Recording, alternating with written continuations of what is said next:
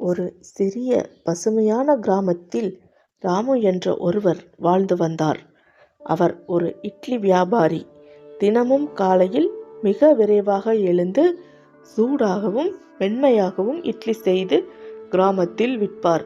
கிராமத்தில் உள்ள அனைவரும் அவரை இட்லி அண்ணா என்று அழைப்பார்கள். ஏனெனில் அவர் இட்லி மட்டும் விற்கவில்லை, நல்ல மனதையும் பகிர்ந்தார். ஒரு நாள் காலை ராமு வழக்கம் போல் இட்லி விற்று கொண்டிருந்தார். அப்போது ஒரு சிறுவன் மெதுவாக வந்து நின்றான். அண்ணா, எனக்கு பசிக்குது, ஆனால் என்னிடம் பணம் இல்லை என்று அவன் மெதுவாக சொன்னான். ராமு சிரித்தார்.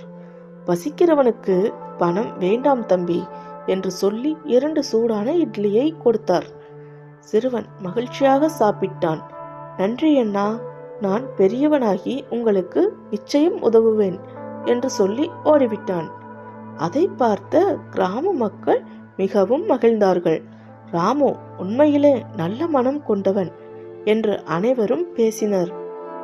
சில நாட்கள் கழித்து அந்த கிராமத்தில் பெரிய திருவிழா வந்தது.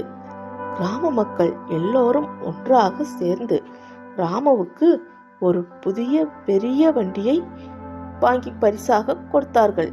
நீ எப்போதும் பசித்தவர்களுக்கு உணவு கொடுக்கிறாய் ராமு, அதற்கான நன்றிதான் இது என்று அவர்கள் சொன்னார்கள்.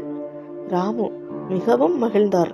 அதன் பிறகு அவர் இன்னும் அதிகமாக இட்லி செய்து அனைவருக்கும் மகிழ்ச்சியாக விற்றார். பிறருக்கு உதவும் நல்ல மனம் இருந்தால் நல்லது நமக்கு திரும்பி வரும்.